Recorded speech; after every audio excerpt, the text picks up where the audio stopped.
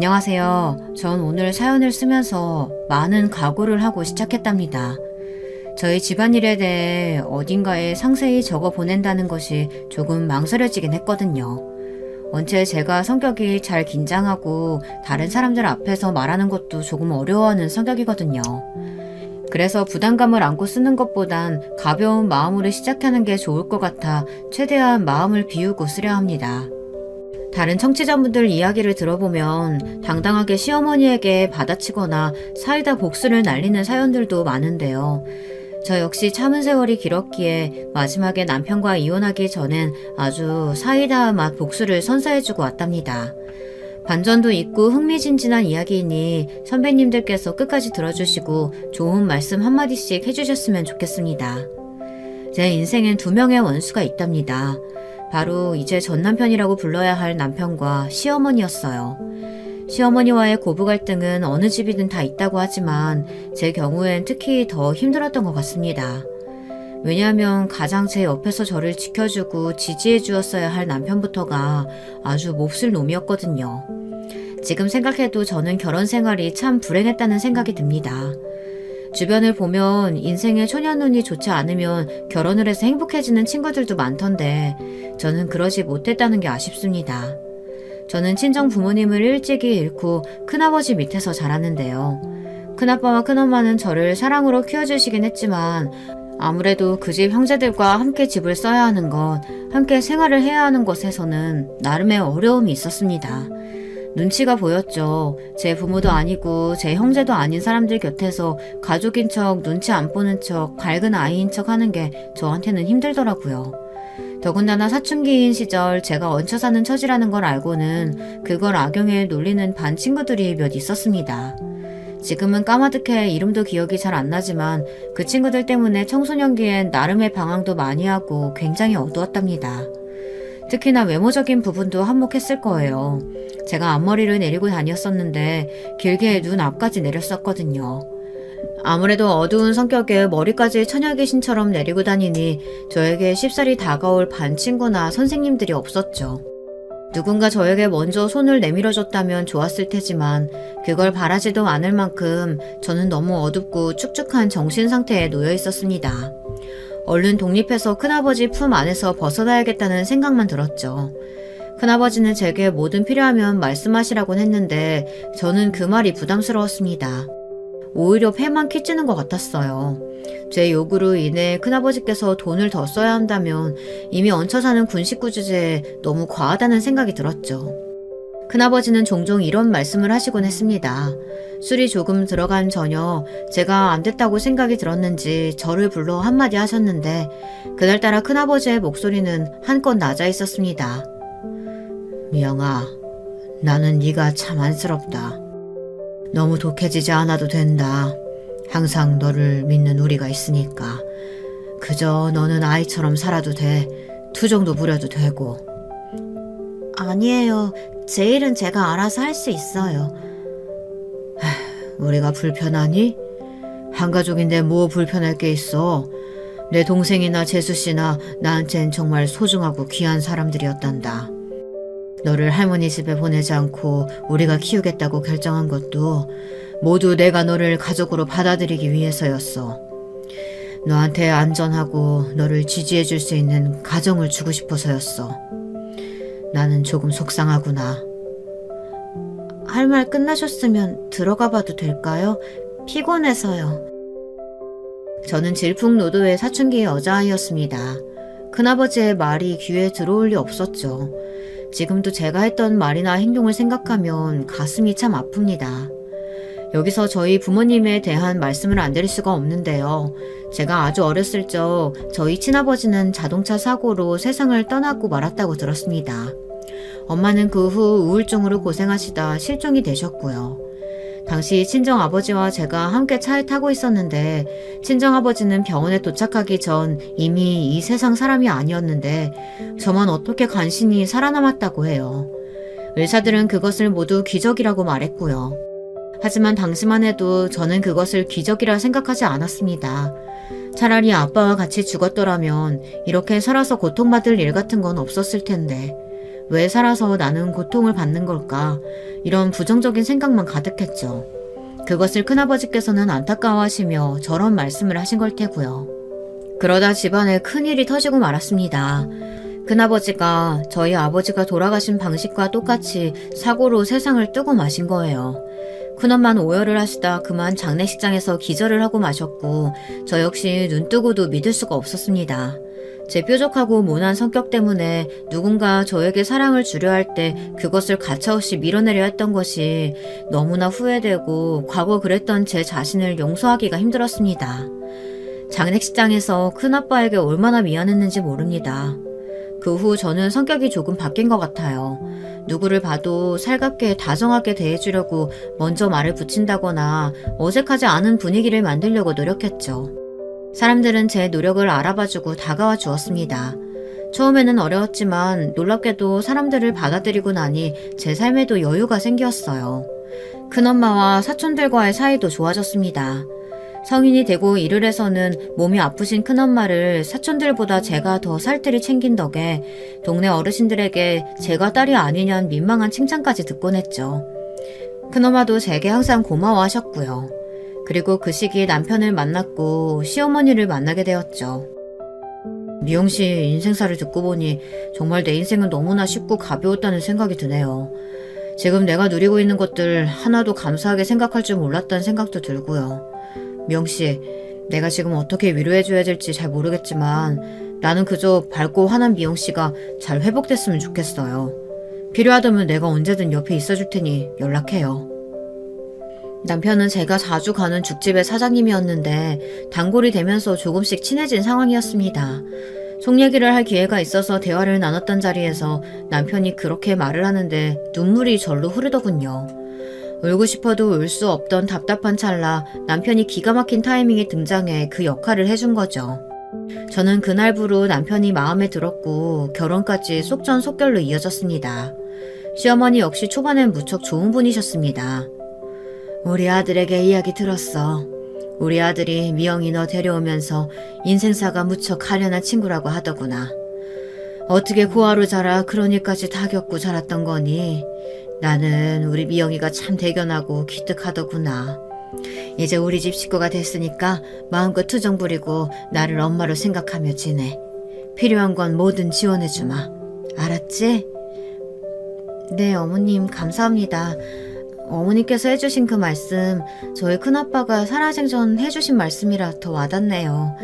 이게 정말 인연이라는 건가 봐요. 감사합니다. 어머님 앞으로 저도 잘 모시겠습니다. 이때마저도 저는 시어머니의 큰 그림은 보지 못한 상태였어요. 시어머니는 제가 고아라는 점을 특히 좋아했습니다. 친정이 없다는 이야기를 듣고 나서 오히려 화색을 표하시는 시어머니를 보니 안심이 되기도 했지만 한편으로는 시어머니께서 그것을 마음에 들어 하지 않으실 줄 알았기에 의아하기도 했습니다. 허나 시어머니의 인품이 그만큼 뛰어나신 분이기에 그런 점을 사람의 결점이라고 보지 않으시는 거라고 믿었습니다. 저 또한 누군가의 시어머니가 되었다 하더라도 부모가 없다는 것을 결점으로 그렇게 판단하지 않을 것이니까요. 하지만 그러던 어느 날부터 시댁의 횡포가 시작되었습니다. 시어머니와 시누이의 횡포가 함께 시작되니 더더욱이나 힘든 상황에 처해지게 된 건데요. 남편에게는 여동생이 한 명 있었습니다. 그 여동생은 꽤나 큰 대기업에 다니는 사원이었는데 저희 회사 바로 옆이더라고요. 저희 회사는 규모는 작지만 탄탄한 중견기업이었어요. 시누이는 틈만 나면 그 점을 꼬집어 말하곤 했습니다. 언니네 회사는 이번에 인센티브 얼마나 줘요? 아, 언니네 회사는 요즘 적자인가? 그럴 돈 없겠지? 내가 괜히 물어봤네요. 우리 회사는 이번에 최소 500만 원이라고 하네요. 언니도 학벌 좋으면 나 같은 직장 들어가는 건데 너무 아쉽다. 그래도 뭐 땡 잡은 거지. 우리 오빠 만났으니까. 안 그래요, 새언니? 네? 아니, 아가씨. 저희 회사도 인센티브 줘요. 저도 열심히 일하고 있으니까요. 물론 아가씨네 회사도 좋은 회사긴 하지만 저희 회사도 직원들에 대한 대우는 좋아요. 아이고, 얘. 너는 왜 네 시누이를 괴롭히고 그러냐? 아, 우리 딸 회사에 비하면 니네 회사는 그냥 구멍가게지 뭐. 안 그래? 괜히 자격지심 갖고 그러지 마라. 가족 식구 한 명 잘 두면 다 좋은 거야. 너도 그 덕 보는 거고. 거기다 우리 아들 성재가 이번에 또 네 시누이 따라 대기업 준비하지 않냐? 거기 척 붙으면 너야 살림 피고 평생 집안에 들어박혀 살아도 되는 거지 뭐. 여자 팔자가 뭐 별거 있겠니? 아니요, 어머님. 저는 좀 섭섭한데요. 아가씨한테도 어머님한테도요. 구맨가게라뇨. 그런 수준은 아니에요. 그리고 저는 성재씨가 일한다고 해도 애기 낳고 언젠가 복직할 생각도 있고요. 성재씨도 그게 좋다고 했어요. 명절날만 되면 시누이가 자신의 학벌과 직장으로 저를 찍어 누르고 저는 그에 당하고 있어야 하고 시어머니 역시 거기서 같은 편을 들고 앉아있는데 미치는 줄 알았습니다. 처음에야 성격에 문제가 많구나 정도로 무시하고 넘어갔지 여러 번 지속되니 사람이 열이 받더라고요. 아, 내가 만만해 보이나 이런 생각이 들면서 선을 단호히 그어야겠다는 생각도 들었고요. 그런데 여기서 제가 정말 실망스럽고 화가 났던 사람은 남편이었습니다. 남편은 결혼 전만 해도 저에게 별도 따다 주겠다고 하던 그런 사람이었어요. 물론 남자들 결혼 전에야 무슨 말이든 한다고 하지만 저는 남편의 따뜻함과 우직함을 보고 결혼을 결정한 것이었고요. 아마 부부싸움 해보신 분들, 고부 갈등이 있어보신 분들이라면 무슨 말씀인지 아실 거예요. 시어머니와 시누이가 합세해 저런 말을 할 땐 남편이 나서 한마디 해주길 바랬는데 남편은 통 관심이 없더군요. 아, 내 동생이 장난으로 한 말인데 뭘 그렇게 예민하게 반응하고 그래. 우리 엄마도 그냥 자기가 편해서 그래. 원래 며느리가 편하면 말도 막 편하게 하고 그러는 거지. 자기는 하여간 성격이 너무 날카로워서 문제야. 사람이 둥글둥글해야 시집살이도 잘 적응하고 그러는 거라고. 내 주변 친구들 보면 당신같이 문제 있는 사람 없는데 왜 당신만 유달리 난리야? 뭐라고? 여보, 그걸 말이라고 해 지금? 왜? 내가 못할 말한 것도 아닌데 뭐. 저는 이런 말을 하는 남편을 보면 정말 답답하게 그지 없었습니다. 제 첫아이가 태어나고 나서도 마찬가지였어요. 그때 남편이 대기업에 들어가고 난 이후였는데 이때 시댁 식구들은 더더욱 기고만장해 있었어요. 이젠 자식들 모두가 잘나가는 회사에 다니게 되었으니 시어머니의 기세는 하늘을 찌를 듯 했고요. 문제는 그걸 동네 사람들이나 지인들에게 자랑하는 것에서 선을 넘어 틈만 나면 저를 공격하는 방식으로 말했다는 겁니다. 아이고, 얘, 너는 그냥 꽂아놓은 보리자루처럼 앉아있을 거니? 얼른 여기 상 치우고 해라. 귀한 남편 얻었으면 시댁도 잘 챙기고 그래야 사랑받는 며느리 되는 거야. 저는 거기에 질려 시어머니가 하는 말은 언젠가부터 무시해버렸습니다. 허나 그러던 중 또다시 불행한 일이 터지고 말았는데요. 큰엄마께서 암을 얻으셨는데 수술을 받고도 결과가 좋지 않아 온 가족이 걱정이 많았습니다. 저 역시 전전긍긍했죠. 매일 밤 병실 문 앞을 지켜가면서도 안심이 되지 않았어요. 우리 그이가 하늘에서 너무 고마워하고 있을 거야. 우리 미영이가 사춘기 때는 항상 어둡고 풀죽어 있었는데 그런 애가 지금 이렇게 커서 가장 노릇하고 있으니 말이야. 큰엄마도 우리 미영이가 잘 자라줘서 너무 고맙고 감사하다. 큰엄마, 그런 말씀 하지 마시고 얼른 몸부터 회복하세요. 저랑 벚꽃 보러 가기로 했잖아요. 그래, 알겠어. 큰엄마는 일부러 제 앞에선 항상 걱정하지 말라며 웃어주셨습니다. 그리고 저는 큰엄마와 벚꽃을 보러 가기로 약속했고 큰엄마도 제게 그리하시겠다고 약속했지만 결국 그 약속을 지키지 못했어요. 큰엄마께서 미리 세상을 뜨고 마셨거든요. 큰아빠를 따라 좋은 곳으로 훨훨 날아가 버리셨죠. 두 분이 분명 하늘에서 만나 행복한 삶을 이어가고 계실 거라 믿지만 마음은 그와 별개로 너무나 아팠습니다. 그런데 저는 이 시점에서 너무도 충격적인 사실을 알게 되었답니다. 큰엄마께서 남기신 유언이 바로 그것인데요. 큰엄마께서 마지막 임종 당시 제 손을 잡아주시며 이런 말씀을 하신 겁니다. 미영아, 너에게 말하지 못한 게 하나 있다.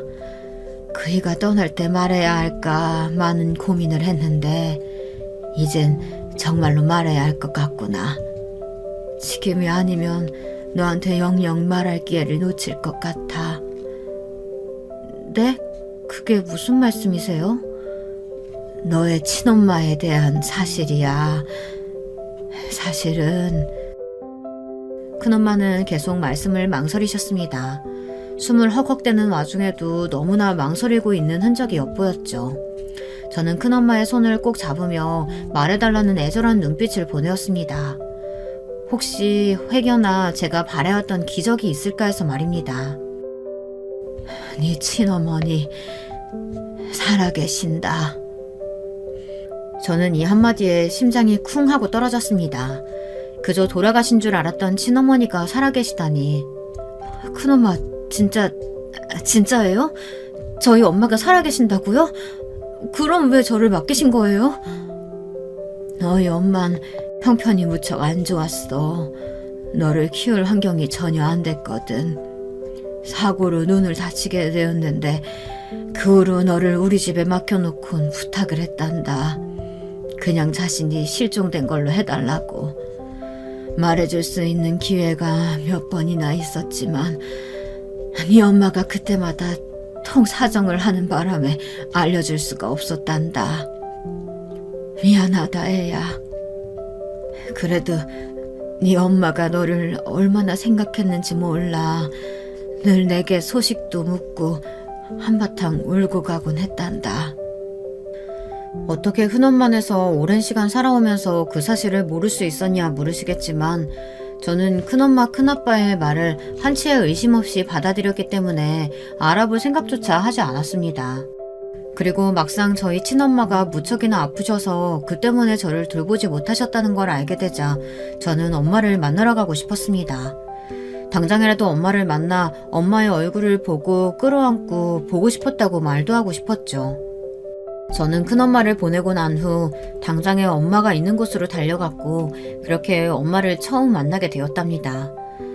저희 엄마는 앞은 안 보여 저를 못 알아보심에도 불구하고 제 냄새만 보시고도 저를 알아보겠다며 눈물을 쏟으셨습니다. 엄마, 미영아. 엄마는 그렇게 몇 시간을 목 놓아 우셨습니다. 저 역시 마찬가지였어요. 큰엄마를 제 엄마처럼 모시긴 했지만 엄마를 그리워하고 애달파하는 마음은 가슴 깊은 곳에서부터 살아있었습니다. 한 생명을 낳아주시고 세상에 내보내주셨다는 그 사실 하나만으로도 자식과 부모는 평생 연결되는 법이니까요. 엄마는 저를 키우지 못해 너무나 미안하다며 하지만 큰엄마에게 늘 소식을 전달받아 제가 어느 대학에 갔고 어떻게 살고 있는진 다 알았다고 하더군요. 엄마는 미영이가 너무 기특해. 아마 엄마 품에서 자랐다면 이렇게 못 자랐을 텐데 너무 고맙고 미안하다. 아니에요 엄마. 내가 이제부터라도 엄마 잘 모실게요. 그렇게 저는 엄마를 다시 만났고 늦었지만 다시 엄마와 딸처럼 여느 평범한 모녀처럼 일상을 보내기로 약속했습니다. 비록 엄마가 눈이 보이진 않았지만 그럼에도 불구하고 저희 엄마는 엄마였으니까요. 그리고 저는 이 소식을 남편에게 알렸습니다. 다급하게 전화를 걸어 회사에 있을 남편에게 엄마가 살아있었다는 이야기를 전달했죠. 있잖아 여보. 믿기지 않겠지만 우리 엄마가 살아있었어. 흐느끼며 엉터리로 이 말 저 말 전달했던 것 같은데요. 남편은 갑자기 짜증을 확 내며 어쩌라는 식으로 얘기를 하더라고요. 아니, 당신은 그 말을 꼭 지금 전화해서 해야겠어? 나 요즘 회사 때문에 스트레스 받는 거 알아 몰라. 아는 여자가 꼭 눈치 없이 이 시간에 말이야. 당신 때문에 부장님이랑 이야기하다 말고 끊고 나와버렸잖아. 나 지금 회의 들어가 봐야 돼. 좀 이따 집에 가서 얘기해. 여보. 전화가 끊어졌습니다. 너무 황당하더라고요. 아니 자신의 장모님이 살아계시다는 소식을 그럼 어떻게 전달했어야 맞는 걸까요? 여러분은 어떻게 생각하세요? 저는 순간 너무 당혹스러워 말을 잇지 못하고 벙쪘습니다. 남편은 집에 들어와서도 피곤하다며 밥부터 차려달라고 하더니 그제야 제 어머니 소식을 묻더군요. 남편과는 별로 대화를 하고 싶지 않았지만 저 역시 제가 상의했어야 할 일이 있었기에 말문을 트게 되었습니다. 근데 차분하게 대응하던 제 목소리가 점점 높아지게 되었고 결국 이날 남편과의 대화는 부부싸움이 되었습니다. 뭐? 당신 어머니가 시각장애인이라고? 아유 참 그거 참 안 되셨네. 그러니까 그래서 내가 이제부터 엄마 잘 모셔드리려고. 엄마가 살아오신 거 보니까 너무 열악한 환경에서 그것도 단칸 지하방에서 홀로 살고 계시는데 내가 자주 들러보려고 해. 그래서 말인데 우리 아이 잠깐 어머님께 맡겨도 될까? 아이를 데리고 갈 순 있겠지만 엄마가 앞이 안 보이시니까 매일 아이 데리고 드나드는 거 나도 조금 벅찰 것 같아서. 여러분은 아실지 모르겠지만 저희 엄마처럼 눈이 안 보이시는 분들은 평소 길을 걷다가도 매우 조심을 해야 돼요. 혹여나 차에 치일 수도 있고 계단을 구를 수도 있고 사고가 빈번하게 일어날 수 있거든요. 각별히 제가 옆에서 잘 챙겨줘야 하는 상황이었죠. 그런데 당연히 그러라고 할 줄 알았던 남편이 그 말에 인상을 구기며 꼭 그래야 하냐며 불만을 토로하더라고요. 아니 당신은 우리 엄마가 살아있다는데 어떻게 된 사람이 다행이다 이런 말 한마디 없이 무덤덤한 반응일 수가 있어? 그리고 아이 영원히 맡기자는 것도 아니고 한 2주일만 맡기자는 건데 그게 힘들어? 나는 아가씨며 시어머니 뒤처리 다 해주는데 어머님이 불렀을 때 내가 어디 안 간 적 있냐고. 저는 실제로 시어머니가 불렀을 때 김장이며 시누이 생일잔치며 적극적으로 하지 않은 것이 없었습니다. 시댁에 행사가 있으면 그게 누구건 간에 제가 맏며느리라는 이유로 그 모든 것을 도맡아 해가곤 했죠. 그게 그땐 며느리의 당연한 도리라고 생각했으니까요. 또 오랜 습관처럼 언젠가 이렇게 열심히 살다 보면 시어머니도 나를 며느리로 받아주시겠지 하고 여겼던 것 같아요. 근데 남편이 정작 알아주지 않으니 너무 속상했습니다. 제 목소리 톤이 높아지자 남편은 다급히 상황을 수습하려고 하더라고요. 아니 그게 아니고 아니 당신은 왜 이렇게 목소리를 높여. 알았어. 나도 다행이고 반가워. 언젠가 장모님 한번 찾아뵐게. 당신 엄마 찾은 건데 당연히 나도 기쁘지. 장모님 뭐 좋아하시는 거 있으면 미리 알려줘.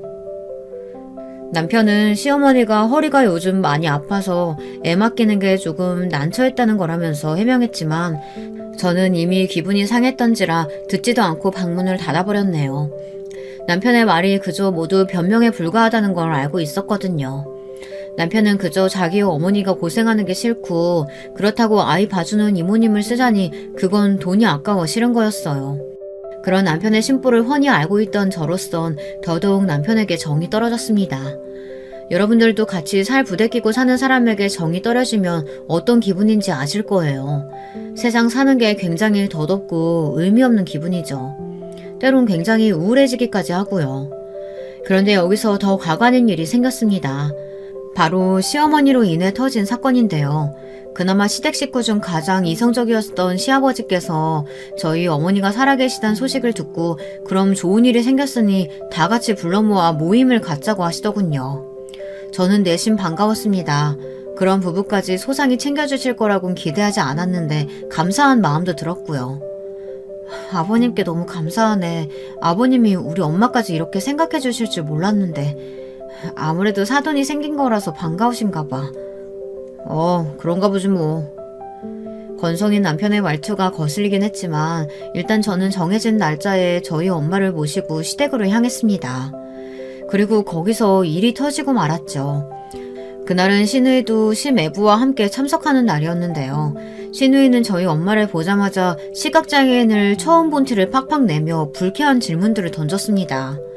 예를 들어 사고는 어떻게 난 건지, 눈이 안 보이는 게 어떤 기분인 건지 그런 것들을요. 처음 보는 사이이면 다른 질문으로 시작할 수도 있는데 굳이 그 질문을 시작해서 분위기를 불편하게 만들더군요.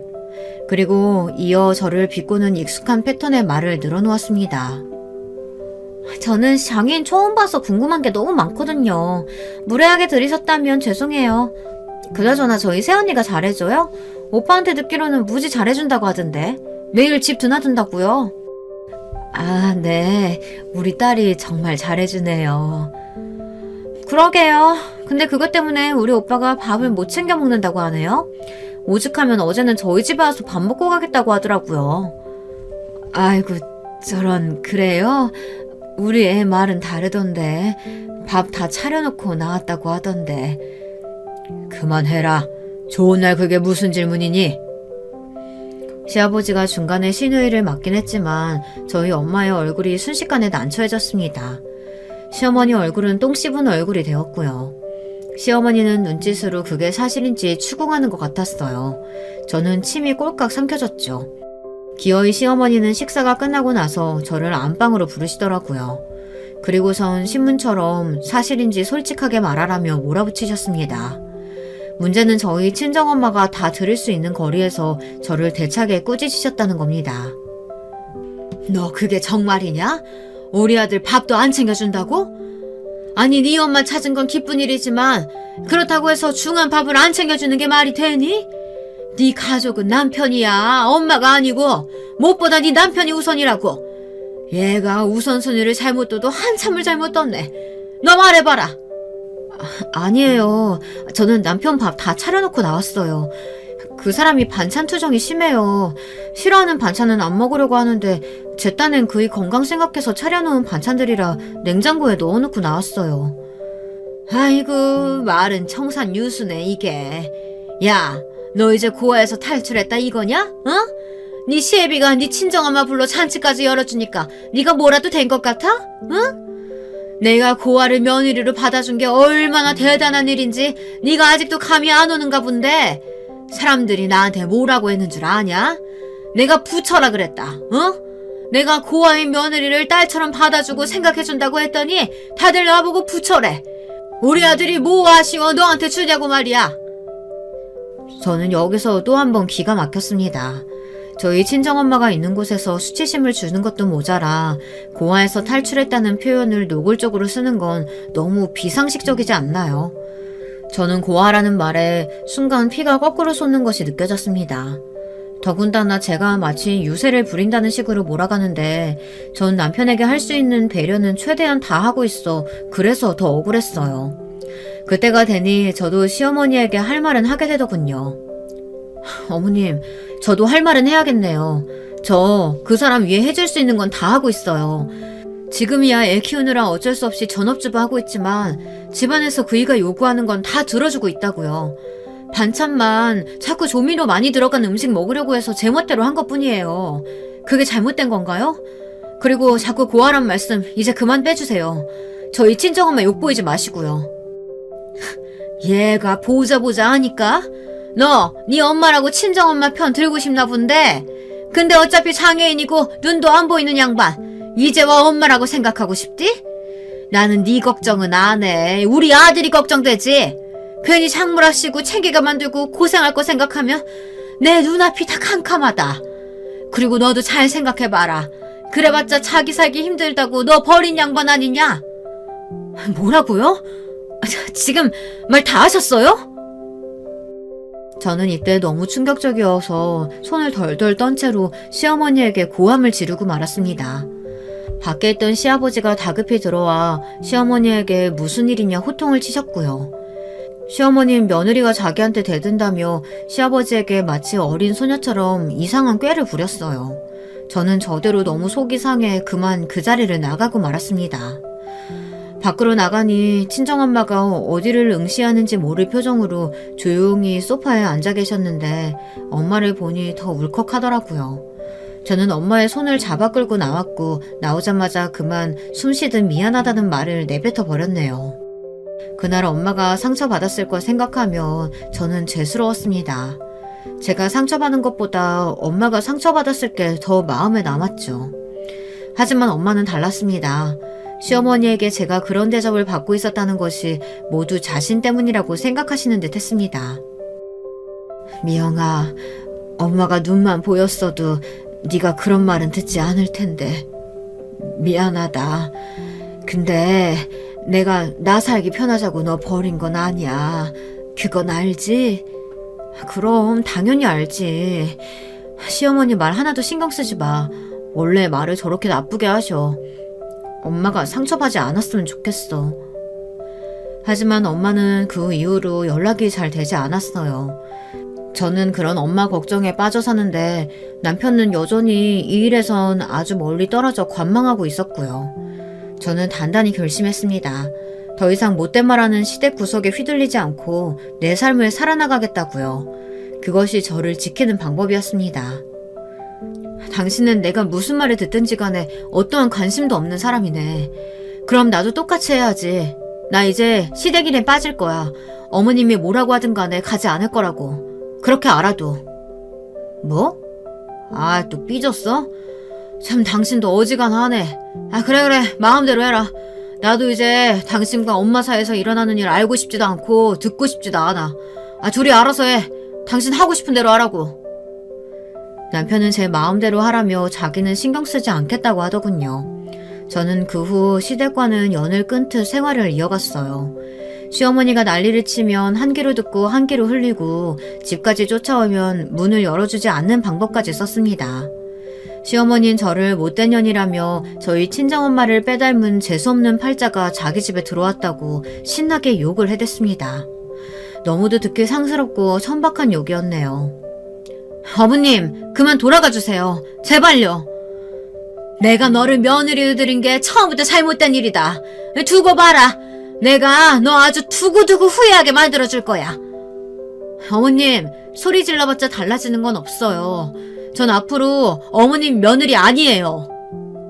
제가 단호히 나가자 시누이도 여기에서 시어머니 뜻 거스르는 며느리가 세상에 어디 있어요? 하며 어머님 편을 들고 나섰습니다. 남편이요? 남편은 자기 어머니가 그러던 말던 놀랍게도 아무런 신경을 쓰지 않았어요. 왜냐면 당시에 남편이 다른 곳에 푹 빠져 성격대로 그것만 죽어라 파고 있었거든요. 바로 PC방 사업이었는데요. 남편은 대기업 회사 생활이 정글과도 같다며 이제는 새로운 길을 도모해야 할 때라고 말했습니다. 그게 PC방이라고 자기 친구들이 성공한 사례들을 쭉쭉 읊어주더라고요. 난 분명히 잘 될 거야. 두고 봐. 지금도 내 처지 나쁘지 않지만 아마 사업으로 성공하면 우리 집 수준이 완전 높아지게 될걸? 내 동생도 적극 찬성하더라고. 당신한테 안 알려주려다가 또 나중에 퇴사했다 어쩐다 바가지 긁을까봐 미리 말하는 거야. 남편은 저한테 거의 통보식으로 말했습니다. 제가 뭐라 의견을 말할 수 없게 딱 잘라 몇 월 며칠 퇴사할 거라고 말했고요. 그 당시 저는 오직 아이와 엄마만 바라보고 살았습니다. 남편이 뭐라고 다니든 더 이상 제 일이 아니라고 생각했어요. 그래서 남편이 퇴직을 했을 때도 걱정은 됐지만 돈에 욕심이 많은 사람이니 설마 실패할 거라는 최악의 결말을 생각하진 못했네요. 이것이 저의 실수입니다. 돌이켜보면 제가 남편을 이때 달래고 어떻게 해서라도 마음을 돌려놨어야 하는데 남편의 행동이 제 아이에게도 영향을 미칠 수 있다는 걸 간과하고 만 것이었죠. 남편의 사업은 처절하게 실패했습니다. 심지어 남편은 퇴직금에 시누이에게까지 돈을 빌려 몇 개를 차렸는데 그게 도미노 쓰러지듯 하나하나 망해가기 시작했어요. 사업 하나가 쓰러졌을 땐 어떻게든 일어날 수 있다는 희망이라도 가지지 여러 개가 우후죽순으로 망하니 그때부터 정신을 못 차리겠더라고요. 매일 술만 마시고 돌아쳤습니다. 오늘은 이 가게, 내일은 저 가게 왔다 갔다 하며 동네에 온 술집을 기웃거리고 돌아다녔죠. 말려도 소용이 없었어요. 심지어 술만 마셨으면 다행이었죠. 여자도 만나더라고요. 술집 여자들을 만나고 돌아치며 그 흔적들을 그대로 집으로 가져왔습니다. 자기 딸이 보든 말든 신경도 쓰지 않았어요. 나중엔 제 딸이 아빠를 철저히 무시하더라고요. 나는 아빠처럼 안 살 거야 라는 말을 하기도 하고요. 저는 가정이 무너지는 게 두려웠습니다. 여보, 제발 그만하자. 당신 사업 망한 거 속쓰린 거 알겠어. 근데 그렇다고 여자나 만나고 돌아다니고 술이나 마시고 다니면 일이 해결돼? 이건 우리 가족 모두에게 상처 주는 길이잖아. 제발 정신 좀 차려. 나도 참는데 한계가 있다고. 당신 딸이 보고 있는데 당신은 창피하지도 않아? 나 하나도 안 창피해. 내가 왜 창피하냐? 야, 나는 있잖아. 나는 언젠가 반드시 성공할 거야. 너나 무시할 거면 집 나가. 어차피 경력도 단절됐겠다. 써주는 사람도 없겠지만 나가서 이 험한 세상에서 혼자 애 키워보라고. 나가라고. 말이 통하지를 않았어요. 이날 저는 남편과 크게 부부싸움을 일으키고 말았는데요. 남편은 저에게 나가라고 하더니 갑자기 전화를 걸어 누군가를 집으로 부르더라고요. 들어온 여자는 남편이 만나고 돌아다니는 술집 여자였습니다. 짧은 원피스에 단발머리에 짙은 화장을 한 여자는 술 취한 남편의 팔짱을 꼭 끼고서는 얼른 자기 술집으로 오라며 속삭이더라고요. 하나라도 더 술을 팔아먹으려는 속셈인데 그것도 모르고 남편은 또 헤헤거렸죠. 그래, 역시 날 알아주는 건 우리 영숙이밖에 없다. 고맙다, 형수가. 오빠는 네가 있어서 산다. 고맙다, 고마워. 그래, 당신 평생 그렇게 살아. 난 우리 딸 데리고 나가 살 거니까 어디 한번 잘 살아봐. 그 꼴까지 보고 있으니 도저히 저는 남편을 봐주고 싶지 않아졌습니다. 한심한 인간이란 소리가 절로 나오더라고요. 이런 남편과 함께 사는 저 역시 한심한 인간이 될 것 같았고요. 무엇보다 우리 딸을 지키기 위해선 저런 아빠는 애초에 없어야 하는 게 맞는 선택이었습니다. 저는 딸에게 간촐한 짐을 챙기라고 한 뒤 집을 나섰습니다. 나서면서도 후회는 없었는데 사람 마음이 나약해질 때가 있더라고요. 아무렇지 않아야 한다고 수없이 수백 번 다짐했는데도 불구하고 딸이 제 손을 잡아주니 눈물이 주룩주룩 흘러내리더군요. 친정에 도착하니 엄마는 무슨 일이냐며 저와 딸을 걱정스레 맞이해 주셨습니다. 저는 엄마에게 차마 털어놓을 수가 없어 그냥 왔다는 말로 둘러대었고요. 엄마는 다 아시는 듯 했지만 묻지 않으셨어요. 그리고 남편과 그렇게 별거에 가까운 생활이 시작되었습니다. 아니, 별거라고 해도 되겠네요. 남편은 저에게 연락 한번 하지 않았고 저도 마음속으로 이혼을 염두에 두고 있었습니다. 그나마 그 시기 좋은 소식이 하나 있었다면 바로 저희 친정엄마에게 남자친구라고 할 만한 분이 생기신 거였답니다. 저희 친정엄마가 앞이 안 보이시는 걸 알면서도 먼저 만나자고 말씀을 하신 만큼 긴 시간 동안 엄마를 마음속에 두고 계셨다고 하셨어요. 이제 와서 아버지라고 부르는 건 좀 그렇지 않니? 편하게 아저씨라고 부르면서 친하게 지내자꾸나. 네, 좋아요, 아저씨. 저희 엄마에게 잘 대해주셔서 감사해요. 엄마가 내색은 안 해도 아저씨를 많이 좋아하는 것 같아요. 하하, 그래주면 나야 고맙지. 아저씨는 친정엄마의 집까지 좋은 곳으로 옮겨주시었는데요. 저에게는 엄마의 행복한 모습을 볼 수 있어 좋은 날이었습니다. 오랜만에 소녀로 돌아가 들떠하고 설레하는 엄마의 모습은 낯설지만 기분 좋고 결코 질리지 않는 일이었죠. 또 처음 그분을 보았을 때 묘하게 돌아가신 큰아빠를 닮으신 풍채와 기운이 풍겨져 나와 놀라기도 했습니다. 무슨 일인지는 모르겠지만 어쩌면 하늘에 계신 큰아빠께서 저희 엄마에게 좋은 배필을 선물해 주신 것은 아닐까 조심스레 추측하게 되더군요. 아저씨는 굉장히 살갑고 다정한 성격이셔서 저와 저희 딸아이의 마음까지도 사로잡으셨거든요. 딸아이조차 할아버지라고 부르며 아저씨를 따랐으니까요. 그런데 그러던 어느 날 남편이 사업이 하나씩 잘 풀리고 있다며 저에게 돌아와 달라고 하더군요. 남편은 술집 여자를 집에 들였다 그 여자가 집에 있는 값나가는 물건들만 갖고 도망가는 바람에 갈라섰다고 하더라고요. 그렇게 솔직하게 말하며 이제부터는 저와 딸만 바라볼 거라며 가족 타령을 하고 있었습니다. 내가 그 말을 믿을 거라고 생각해? 안 믿어, 나는. 우린 이대로 이혼한 게 맞아. 그러지 말고 돌아와줘. 내가 잘한다니까? 지금까지 못 믿었게 행동한 거 알아. 당신 그래도 야박한 사람은 아니잖아. 기회를 줘. 이번에도 못하면 그땐 미련 없이 헤어지는 걸로 하자고. 어? 우리 딸을 생각해봐. 저는 딸이란 말에서 마음이 흔들렸습니다. 딸이 아빠를 좋아하는 것은 아니었습니다. 다만 딸의 나이가 어리다는 게 마음에 걸렸어요. 시대의 기준과 편견을 완전히 배제하고 저만 오롯이 생각할 수 없었습니다. 그러던 어느 날 결정적인 사건이 일어나고 말았어요. 제가 고민을 하고 있을 적 남편이 좋은 분에게 투자받아 사업이 잘 풀려가고 있다며 저희 친정집에 들렸더군요. 당시 저는 친정엄마 생일이 코앞이라 오랜만에 가족과 함께 어디를 갈지 얘기 중이었습니다. 남편은 옆에서 그 이야기를 듣더니 여기서 어떤 점수를 따야겠다고 생각했는지 자신이 생각한 레스토랑이 있다며 모시고 가고 싶다고 하더군요. 장모님, 저한테도 기회를 주세요. 제가 정말 경치 좋고 맛있는 곳 알아요. 우리 가서 맛있는 것도 먹고 좋은 이야기도 나누다 와요. 바람도 쐬고요. 네? 남편의 애절한 말에 착한 친정엄마는 그러겠노라고 고개를 끄덕이고 마셨습니다. 저는 엄마를 탓할 수도 없이 그렇게 엄마의 생신날 남편과 함께 다 같이 저녁 식사를 하게 되었고요. 남편이 극찬에 맞이했던 레스토랑은 솔직히 말하면 동네에 있는 식당이었습니다.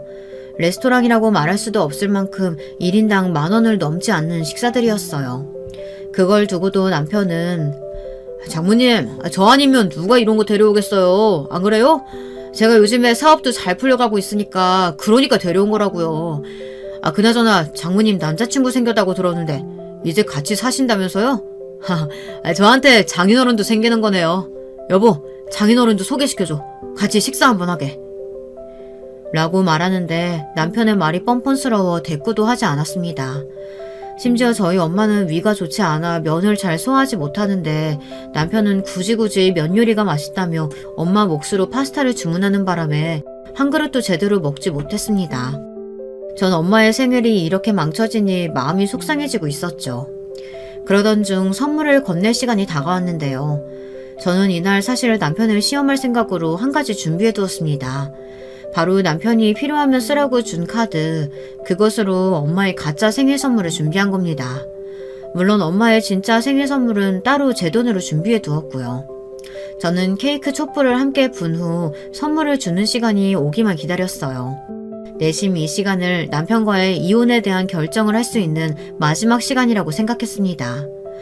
저는 엄마에게 주황색 장갑을 선물로 건네며 말했어요. 여보, 당신이 카드 준 거 기억나? 이걸로 엄마 장갑 선물 샀어. 괜찮지? 당신이 언제든 쓰라고 했잖아. 뭐, 장갑? 당신 그 카드를 썼다고? 왜? 뭐 문제 있어? 아니, 내가 지금 밥도 사는데 장모님 선물까지 했단 말이야. 그것도 앞도 안 보이는 분한테 장갑 선물을? 장모님이 장갑 쓰실 일이 뭐가 있다고 그런 선물을 했는데. 잠깐만, 이거 얼마야? 가격 택도 안 떼어놨네.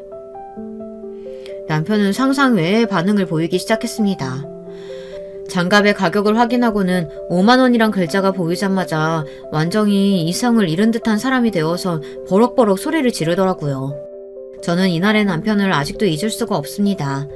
제게는 트라우마가 되어버렸고 한동안 대인 기피증이 생길 정도로 남편이 무서웠으니까요. 야, 이년아, 너 지금 미쳤구나? 네 애미한테 거금 5만 원? 5만 원짜리 장갑을 사줘? 야, 내가 아무리 쫄딱 망했어도 그렇지 넌 생각이 있냐 없냐?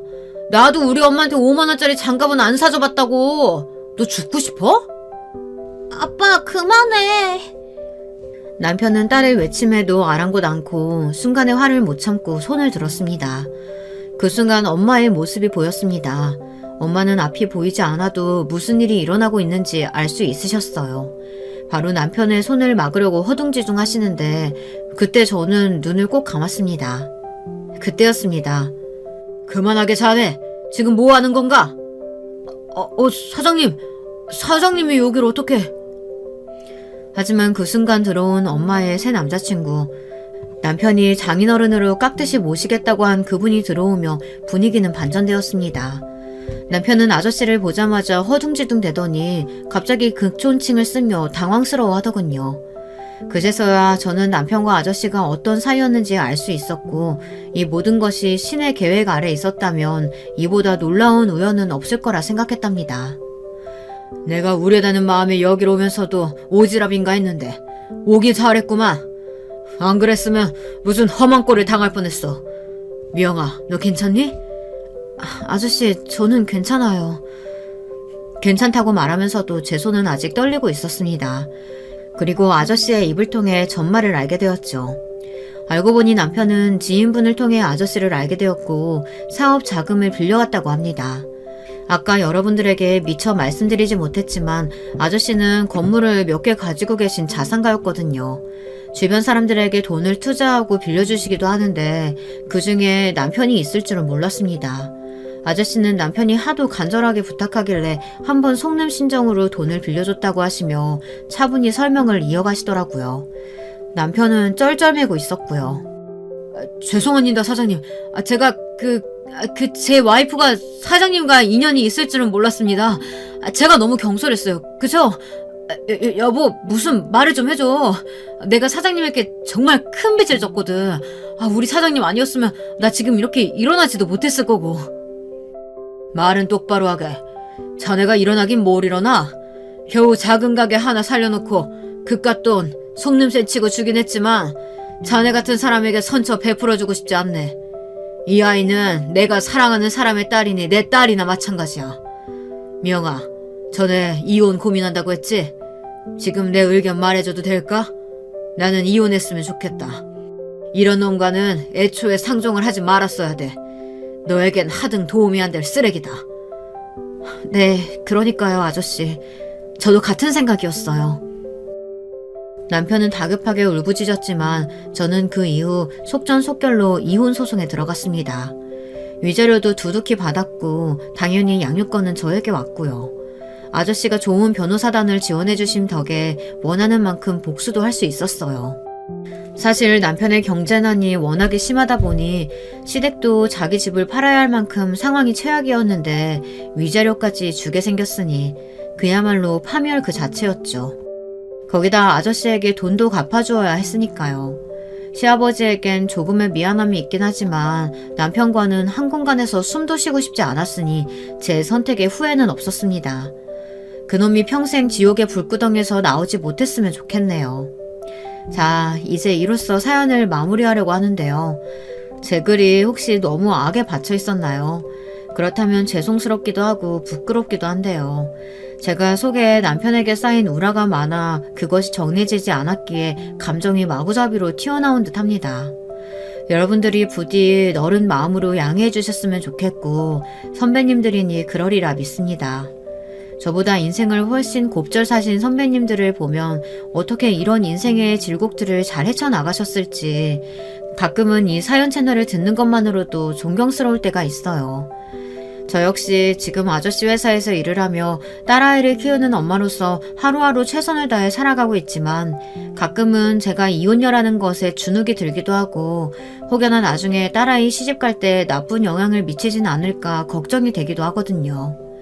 선배님들의 넓은 지혜로 따뜻한 말씀 한마디씩 해주신다면 저와 우리 딸에겐 너무나 좋은 영향이 될 듯합니다. 그럼 저도 인생 선배님들의 인생을 응원하고 있겠습니다. 부족한 글솜씨여서 잘 전달이 되었을지 모르겠네요. 지금까지 제 사연 들어주셔서 감사합니다. 여러분, 두 번째 사연 시작하기 전에 좋아요, 구독 꼭 눌러주실 거죠? 그럼 두 번째 사연 바로 시작합니다. 안녕하세요. 저는 경기도에 사는 50대 주부입니다. 여러분, 말의 힘이라고 들어보셨나요? 말을 예쁘게 해야 하는 이유가 바로 그게 다 자기한테 돌아오기 때문에 최대한 내뱉기 전에 고르고 골라서 말해야 하잖아요. 우리 부부에게도 말의 힘이라는 것을 느끼게 해줬던 일이 있어서 제보하게 됐습니다. 일단 저와 남편이 어떻게 만나고 살았는지는 설명하고 넘어가자면 남편과 저는 고향이 같고 아주 어릴 때부터 알던 사이였어요. 남편의 어머니, 그러니까 저에게는 시어머니죠. 시어머니와 친정엄마가 고등학교 동창이었고 둘도 없는 단짝이라 결혼해서도 계속 같은 동네에서 살아서 집안끼리 돈독했습니다. 시골 동네였고 다들 형편이 좋지 않았는데 제 어린 시절 기억 속에서도 서로 반찬을 주고받거나 맛있는 것이 많이 생기면 나눠주며 살았던 기억이 나요. 아, 남편 이름은 형철인데 결혼 전에 있었던 일은 형철이라고 설명하겠습니다. 어렸을 때 일이라 아무래도 이름으로 말하는 게 저한테 더 익숙하기 때문이에요. 아무튼 저는 자매였고 언니가 한 명 있었고 형철이는 우리가 초등학생 때 늦둥이 남동생이 태어나서 형제로 자랐어요. 저와 언니는 연년생이라 한 살밖에 차이가 나지 않아 많이 싸웠던 반면 형철이 동생 형준이는 너무 아기라서 저도 학교 끝나면 같이 형철이네 집에 가서 형준이를 보곤 했어요. 그땐 시어머니를 수키 이모라고 불렀는데 수키 이모는 제가 집에 놀러가면 환한 웃음으로 맞아주셨습니다. 우리 집엔 아들이 없고 형철이네 집에는 딸이 없어서 엄마와 수키 이모는 서로를 그렇게 부러워했대요. 제 어린 시절을 생각하면 형철이와 둘이 딱 붙어 다닌 기억이 대부분인데 그냥 그게 저희한텐 너무나도 자연스러운 일이었고 당연한 일이었습니다. 걸음마를 떼기 전부터 말을 시작할 때도 제 옆에는 형철이가 있었고 서로의 숟가락 개수뿐만이 아니라 그냥 모든 것을 공유하는 사이였어요. 엄마와 수키 이모가 자매보다 더 친한 친구여서 아이들끼리도 매우 친하게 지냈죠. 아빠들 사이도 매우 좋았는데 그래서 가족끼리 근처 계곡에 놀러가면 아빠들은 고기를 굽고 엄마들은 수다 떨고 아이들은 수영하고 놀았던 기억이 아직도 생생해요. 형철이 동생 형준이는 나이 차이가 8살이나 나서 우리는 그냥 형준이를 이름으로 부르지 않고 아기라고 불렀습니다. 학교가 끝나면 아기를 데리고 동네를 돌아다니며 같이 놀아주고 우리 집이나 형철이네 집에 가서 숙제하고 밥 먹고 그랬었어요. 우리 엄마도 수키 이모도 그냥 아이들이 집에 있으면 당연하게 같이 밥을 먹었고 서로의 집에서 자도 이상하지 않던 시절이었습니다.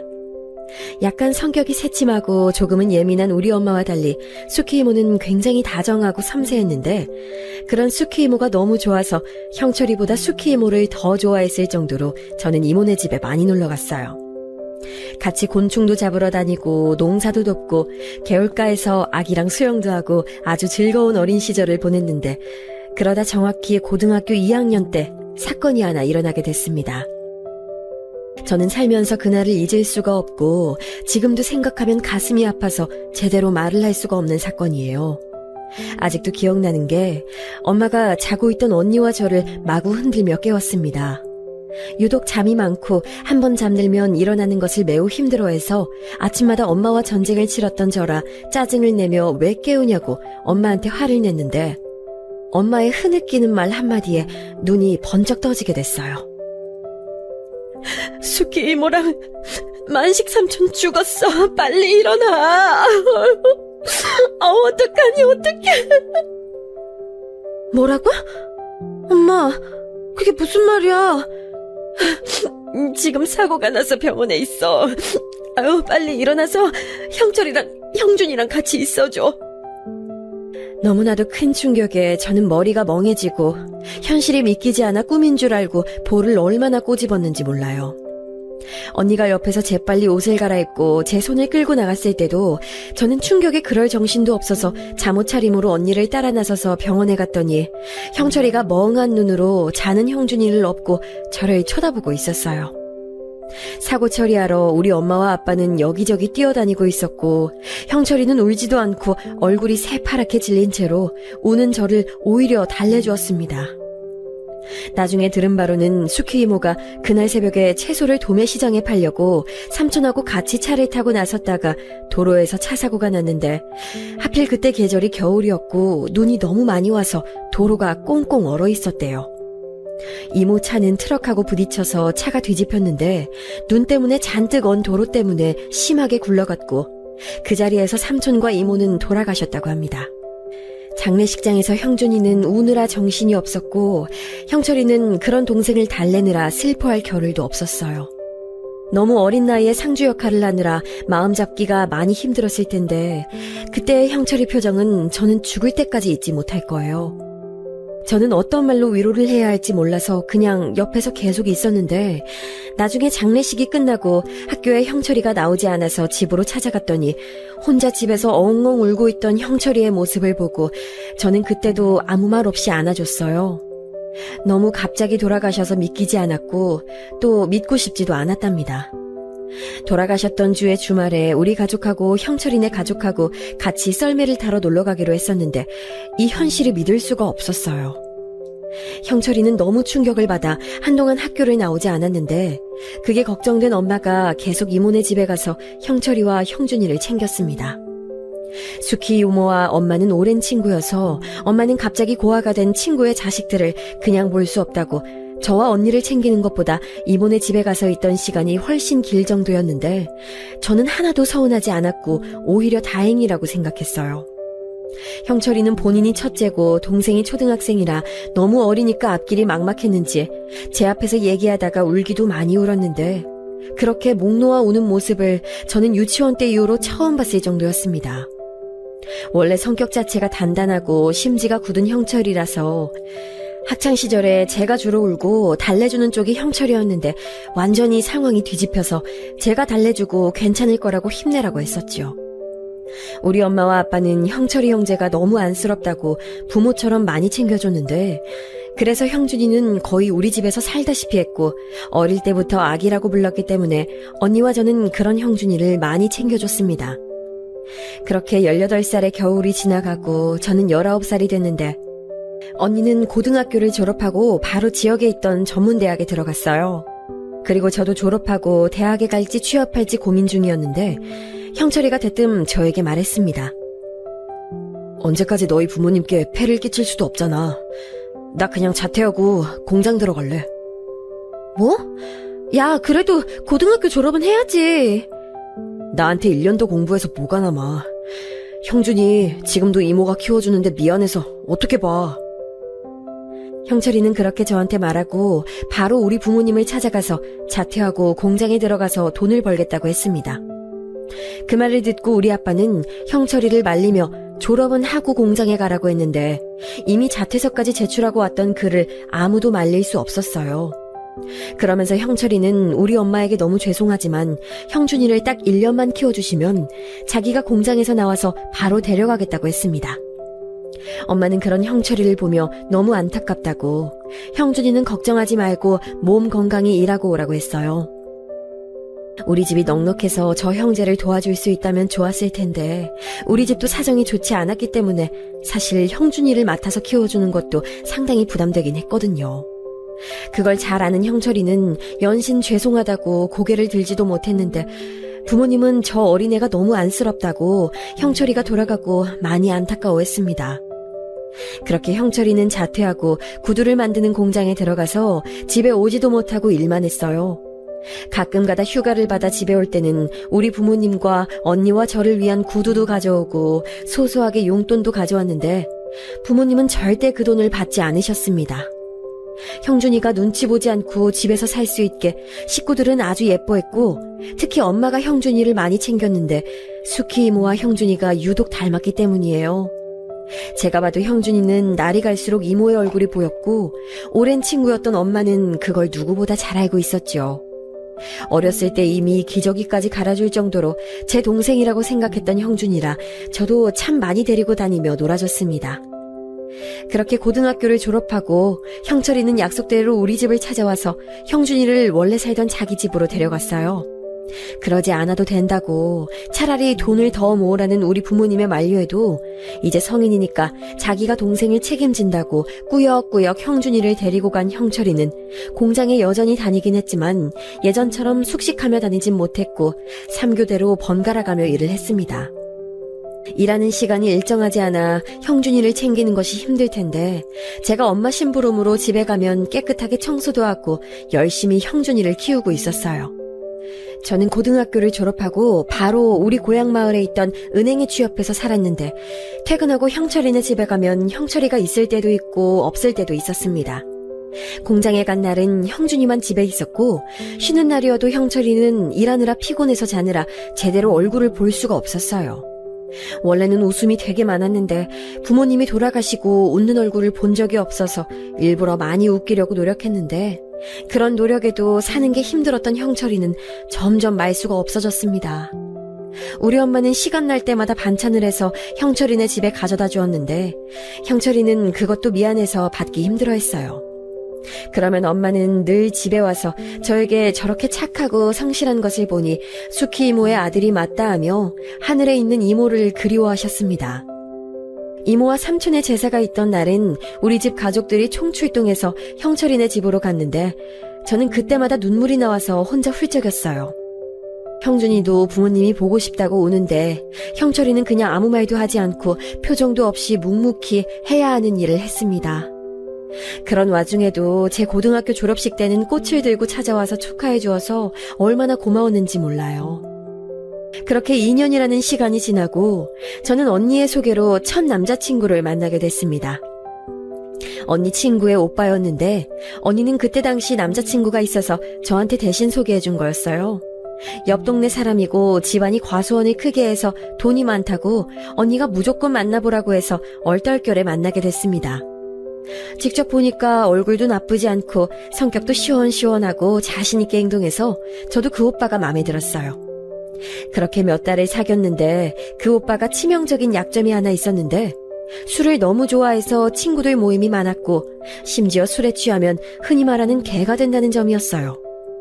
지나가는 사람에게 괜히 시비를 걸고 저를 때리진 않았지만 물건을 던지거나 소리를 지르는 행동들을 많이 했어요.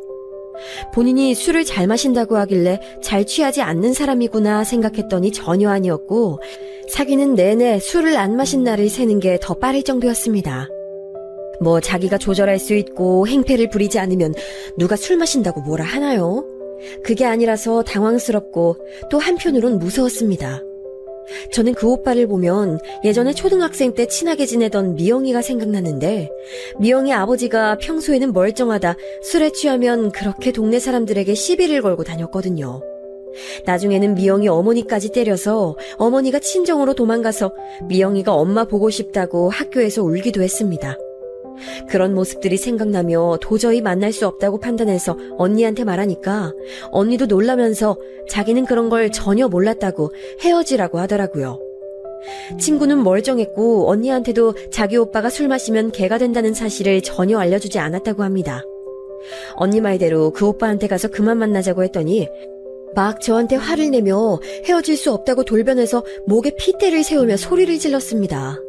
왜 갑자기 헤어지는 거냐고 배신자라고 사람들이 쳐다보는데도 길거리에서 마치 저를 때릴 것처럼 행패를 부렸어요.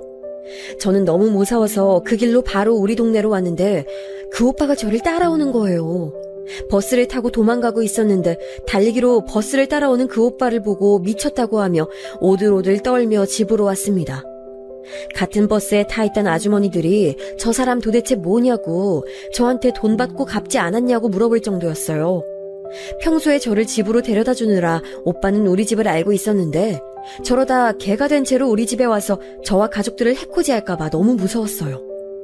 아니나 다를까 그 오빠는 그날 밤 우리 집에 술에 취한 채로 찾아와서 헤어질 수 없다며 고래고래 소리를 지르고 한 손에는 소주병까지 들고 난리를 치니 당연히 부모님은 아셨고 동네에서도 우리 집에 구경 오고 했습니다.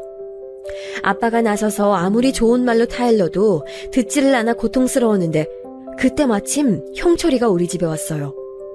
아빠가 아무리 남자여도 그 오빠는 젊고 키도 아빠보다 훨씬 커서 저는 경찰을 부를 준비를 하고 있었는데 마침 구세주처럼 나타났습니다. 형철이 집에 엄마가 아침에 반찬을 가져다 주셨는데 그릇을 돌려주려고 왔는지 한 손엔 그릇이 들려 있었습니다. 너 뭐야? 여기 왜 왔어? 뭘 쳐다봐, 이 콱! 그 오빠는 술에 취해서 형철이에게 시비를 걸었고 저는 무서워서 우리 집에 같이 있다고 했더니 형철이는 알겠다고 대답했습니다. 그런데 자연스럽게 우리 집으로 들어오는 형철이를 보고 그 오빠는 눈이 뒤집혀서 제가 바람을 피웠다고 욕을 하며 달려들었어요. 저한테 달려드는 오빠를 형철이가 나서서 막았고 그 과정에서 몸싸움이 일어나게 됐습니다. 우리 집 마당에서 소주병이 나뒹굴고 진짜 아비규환이 따로 없었어요. 결국 형철이가 그 오빠를 제압하고 다시는 얼쩡거리지 말라고 말하고 돌려보냈는데 저는 이 사건을 계기로 남자를 만나지 못하게 됐습니다. 원래 성격이 쾌활하고 학창시절 내내 남자아이들과 몰려다니면서 곤충도 잡고 술래잡기도 하고 몸으로 많이 놀 정도로 활발했는데 저 사건이 너무 충격적이라 남자 근처에는 가지도 않았습니다. 유일하게 형철이와 형준이만 괜찮았는데 워낙 기억이 날 때부터 제 옆에 있던 사람들이라 그런 것 같아요. 그리고 어디 멀리 갈 때는 형철이에게 부탁해서 같이 가고 그러다 보니 본격적으로 의지를 많이 하게 됐는데 그러던 어느 여름밤에 형철이가 저에게 남은 인생도 같이 살아보자고 진지하게 고백해서 사귀게 됐습니다. 고백하기 전에 많이 고민했다고 하는데 들어보니까 충분히 그럴 만한 이유였어요. 제가 받아주지 않으면 그대로 우리 사이가 어색해질 거고 워낙 집안끼리 사이가 좋아서 우리의 사이가 틀어지면 그것도 그것 나름대로 힘들어지니 몇 년을 고민했다고 했습니다. 저도 저지만 우리 부모님이 진짜 형철이네 형제를 많이 돌봐주셨거든요. 엄마는 늘 겨울이 오면 먼저 하늘로 떠난 수키 이모가 생각이 나서 겨울이라는 계절을 싫어하실 정도였는데 형준이는 엄마 아빠가 보고 싶다고 우리 부모님에게 안기며 우는 날이 많았습니다. 그런데 형철이는 속을 얘기하는 사람이 아니라 오히려 더욱 걱정된다고 부모님은 저에게 말씀하셨어요. 너무 어린 나이에 가장이 되어 혼자 공장을 다니며 동생을 돌보는 게 안쓰럽다고 하셨죠. 실제로 우리 집도 앞서 말했듯 잘 사는 편은 아니었지만 그래도 안쓰러우니까 많이 도와주었는데 형철이는 금전적인 도움은 전혀 받지 않았어요. 이렇게 사는 것도 결국 자기 인생이고 형준이는 자기가 책임진다고 형준이가 우리 집에서 자고 가는 것도 나중에는 금지해서 형준이는 형의 눈치를 보며 우리 집에서 놀다 가고는 했습니다. 물론 우리 부모님에게는 너무 감사하다며 명절이나 생일 때 그리고 어버이날에도 선물을 사왔는데 그럴 때마다 우리 부모님도 거절하느라 바쁘셨어요. 결국 두 쪽 다 결론을 내려서 엄마는 반찬 정도는 가져다 주셨고 형준이도 형이 없을 때만 집에 올 수 있었고 부모님은 명절 때 소고기 정도는 받는 걸로 합의를 내렸습니다. 그렇게 형철이와 제가 사귀고 2년이라는 시간 동안 우리는 비밀로 하고 몰래 연애를 했는데 사실 저는 제가 되게 잘 숨기고 사귀었다고 생각했거든요. 그런데 이미 부모님은 다 알고 계셨다고 하셔서 저는 적잖이 당황했어요.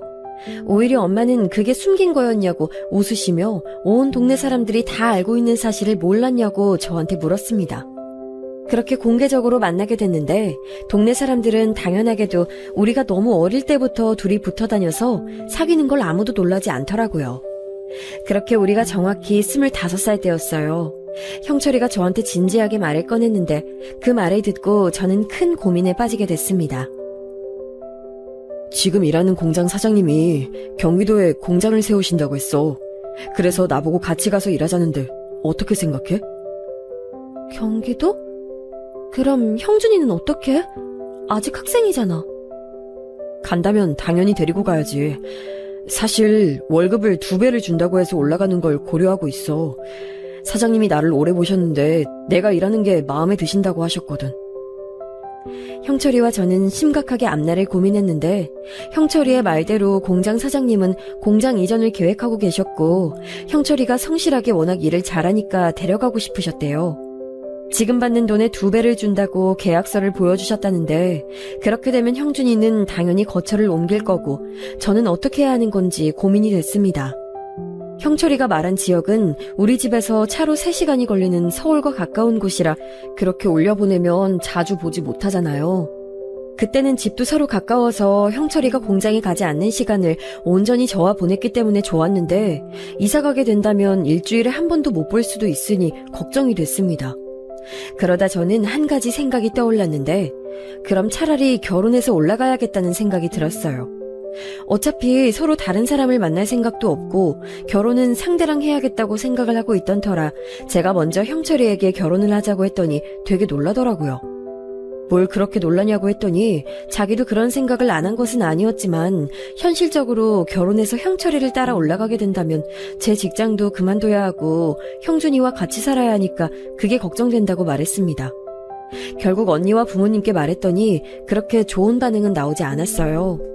형철이와 결혼 자체는 찬성이고 가족들도 다 이미 예상하던 일이었는데 제가 직장까지 그만두고 따라 올라가는 것과 형준이를 데리고 사는 것에 관해 엄마가 특히 걱정하셨습니다. 본인은 이미 아줌마고 언니와 저를 키웠으니 형준이를 데리고 있던 것은 아무렇지도 않았는데 우리가 올라가면 그때는 제가 살림을 다 도맡아서 해야 하니 그게 엄마로서 내키지 않는다고 하셨죠. 아빠는 살림도 살림이지만 제가 다니던 은행을 그만두고 올라가는 것이 꼭 그렇게 해야 하냐고 형철이 보고 지역에 있는 다른 공장에 가는 것을 제안하셨습니다. 부모님 옆에 살면 부모님이 살림이나 현실적인 어려움에 닥쳤을 때 도움도 줄 수 있고 형준이도 봐줄 수 있으니까요. 언니도 결혼은 찬성이지만 이사는 반대한다고 가족들이 다 걱정했는데 저는 아무리 생각해도 결혼해서 올라가는 것이 돈을 가장 빠르게 모을 수 있다고 생각했고 형철이보다 제가 더 적극적으로 밀어붙여 결국 결혼하고 형준이까지 셋이 공장 사장님을 따라 이주하게 됐어요. 결혼식은 고향 동네에서 올렸는데 온 동네 마을 사람들이 다 와서 축하해줬고 우리가 다니던 학교의 선생님들도 오시고 이장님도 오셔서 진짜 우리의 결혼은 마을 축제처럼 진행이 됐습니다. 좋은 날이니 울지 말자고 다짐했는데 형철이가 식 중간에 우리 부모님께 인사하다 울어서 그걸 보고 저도 같이 울기도 했어요. 우리 부모님에게 너무 감사하고 죄송한 마음밖에 없다고 울며 다른 것은 몰라도 꼭 저를 고생시키지는 않겠다고 말하는 형철이를 보고 엄마도 수키 이모가 또 생각이 나셨는지 우셨습니다. 그래도 슬픈 눈물이 아니고 다들 기쁨의 눈물이라 다행이었죠. 식을 올리고 신혼여행은 제주도로 갔었는데 저는 진지하게 형준이를 데리고 가려고 했거든요. 그런데 주변 사람들도 그렇고 형철이도 그렇고 무엇보다 형준이가 누나 무슨 소리 하는 거냐고 화를 내서 둘만 갔다 오기도 했습니다. 그렇게 신혼여행도 다녀오고 우리는 형준이까지 데리고 공장 사장님을 따라 경기도로 이사 오게 됐어요. 그 신발 공장 사장님은 지역 토박이라 우리 아버지와도 아는 사이였는데 워낙 성실하고 성격도 화통하고 무엇보다 사업 수완이 매우 좋아서 신임이 두터웠던 터라 우리는 사장님을 믿고 따라 올라가게 됐습니다. 그때 형준이 나이가 고등학생이었는데 집을 구하자마자 형준이 학교 문제를 해결하고 살림을 시작했는데 제가 결혼 전에는 부모님과 같이 살아서 살림을 제대로 해본 적이 없거든요. 그래서 많이 부족했는데 형철이가 오히려 혼자 동생과 같이 살았던 기간이 있어서 저보다 살림을 더 잘했습니다. 이제 결혼 후니까 편의상 남편이라고 칭할게요. 저는 셋이나 한 집에서 사니까 나도 나가서 어떤 일이라도 해야 하나 걱정했는데 남편은 정말 공장 사장님이 월급을 시골에서 받던 것에 2배를 주어서 남들보다 오히려 넉넉하게 살 수 있었습니다. 사장님이 편의를 많이 봐주셔서 야간 일은 하지 않았고 8시에 출근해서 7시에 퇴근하는 일정이었는데 그래서 매일 저녁에는 저와 함께 할 수 있었어요. 이것도 남편이 일을 워낙 잘하니까 사장님이 같은 고향 출신이고 한 동네 사람이니 우리가 어떤 형편인지 잘 알아서 주신 편이었습니다. 그런 사장님이 고마워서 남편도 더 열심히 일했고 월급도 날이 갈수록 늘어갔어요. 그렇게 우리는 평화롭게 살고 있었는데 문제가 하나 있었어요. 바로 도련님 문제였는데 분명 경기도로 올라오기 전에 시골에서는 되게 순했던 도련님이 올라오고 나서는 저와 남편 속을 많이 썩였습니다. 숙희 이모 배 안에 있을 때부터 봐서 성정 자체가 나쁜 아이는 아니라는 것은 저도 당연히 알고 있었고 무엇보다 우리 집에서 살았던 기간도 있고 아주 가깝게 지냈기 때문에 도련님의 일탈은 저에게 큰 충격을 가져다 줬습니다. 원래도 도련님은 고집은 좀 있었고 특히 너무나도 어린 나이에 숙희 이모와 삼촌이 돌아가시고 형이랑 세상에 남겨져서 그때 많이 슬퍼하긴 했거든요. 울기도 많이 울어서 달래주느라 저와 엄마가 얼마나 고생했었는지 아직도 생생할 정도랍니다. 그래도 나쁜 아이는 아니라 관심과 사랑을 많이 주면 괜찮았는데 시골에서 도시로 올라오고 저와 남편이 사는 게 워낙 바쁘기도 했고 또 그래서 그런가 도련님은 학교에서 질이 나쁜 아이들과 어울리기 시작했어요. 고등학생인데 술과 담배에 손을 대기도 해서 남편이 많이 속상해하기도 하고 화를 내기도 했는데 이미 한 번 손을 대니까 멈출 수 없는지 계속 사고를 치고 돌아다녔습니다. 사실 남편에게 말한 적 없는 비밀도 있는데 남편 몰래 제가 도련님이 다니던 학교까지 가서 담임 선생님을 뵙고 사과하고 돌아온 적도 있어요. 남편이 알면 도련님이 맞고 집 밖으로 쫓겨날까봐 제가 말하지 않겠다고 하고 그 대신 다시는 술과 담배에 손대거나 다른 학생들을 괴롭히지 않겠다고 약속했는데 그 약속은 무참히 깨져버리고 말았습니다. 남편이 출근하고 저는 거실에서 빨래를 개고 있었는데 전화가 와서 받았더니 도련님 학교 담임 선생님이셨어요. 저번에 뵀던 적이 있어서 혹시 어떤 일 때문에 연락하셨냐 했더니 이번엔 도련님이 불량 학생들과 오토바이를 타고 돌아다닌다고 하더라고요. 이러다 경찰에 잡힐 수도 있고 제발 집에서 신경을 많이 써달라고 해서 저도 도저히 참을 수가 없어서 도련님에게 도대체 왜 이러냐고 물었더니 형수가 뭘 아냐고 자기는 부모도 없고 불쌍한 사람이라고 그랬습니다. 하필 제일 예민한 시기에 부모님도 잃고 남의 집에서 살고 또 형을 따라 생판 모르는 곳에 왔으니 혼란스러운 것은 당연히 이해하지만 그렇다고 우리가 도련님에 대해 신경을 안 썼던 것이 아니었거든요. 앞서 말했듯 친정 부모님은 피부치도 아닌데 우리 집에서 키워주기도 했고 저와 남편도 경기도로 이사 오면서 일부러 남편이 일하는 공장 앞이 아니고 도련님 학교 앞에 집을 얻을 정도로 특히 남편은 동생에게 최대한 할 수 있는 만큼 최선을 다했는데 저러니까 전 화가 나기도 하고 속상했습니다. 그리고 그날 밤 결국 경찰에게 연락이 와서 퇴근한 남편과 저는 동네 파출소에 가게 됐어요. 역시나 오토바이를 타고 불량 학생들과 어울리며 술과 담배를 내서 동네 주민들이 신고해서 잡아왔다고 경찰들은 이런 일이 다신 없게 잘 부탁드린다고 했습니다. 제가 그때 화가 났던 것은 도련님에게도 화가 났지만 연락을 받고 왔던 도련님 친구의 엄마였어요. 남편에게 그 아줌마는 부모 없이 동생 키우느라 고생 많은 거 아는데 그래도 동생한테 신경을 써야 하지 않냐고 하더라고요. 그 말을 듣고 저는 화가 나서 아줌마가 뭘 하냐고 왜 멀쩡히 고생하면서 돈 버는 사람한테 뭐라 하냐고 따졌고 남편은 그냥 아무 말 없이 저를 데리고 나왔어요. 도대체 왜 남편이 저런 말을 들어야 하는지 이해가 가지 않아 길거리에 주저앉아 울었는데 그 순간 도련님이 너무 미워서 이럴 거면 나가라고 네 맘대로 살라고 할 정도였습니다. 화를 내겠지 생각했던 남편은 화도 안 내고 혼자 아무 말도 하지 않았고 저는 그 모습에 더 화가 나서 도련님에게 그냥 돈 줄 테니까 나가서 살라고 했어요. 그 사건이 도련님 본인에게도 충격이었는지 다행히 저 뒤로는 조용히 고등학교를 졸업했는데 저는 아무리 어린 나이라고 해도 남편은 그 나이에 혼자 동생 키우겠다고 학교도 그만두고 공장에 가서 일했잖아요. 그게 생각나서 도련님에 대한 마음의 문을 조금 닫게 됐습니다. 그러다 도련님이 막 성인이 됐을 때 저에게 아기 천사가 찾아왔는데 그 소리를 들은 부모님이 시골에서 우리 집까지 올라와서 저를 보고 가기도 했어요. 산후조리는 시골에 내려가서 제가 살던 친정집에서 했는데 남편은 그런 저를 보러 금요일에 퇴근하고 바로 우리 집으로 내려와서 월요일 출근 전까지 저와 함께 있어줬습니다. 우리 아이는 남자아이였는데 제가 자매라서 남자아이가 없던 부모님은 손자가 남자라니까 되게 좋아하셨어요.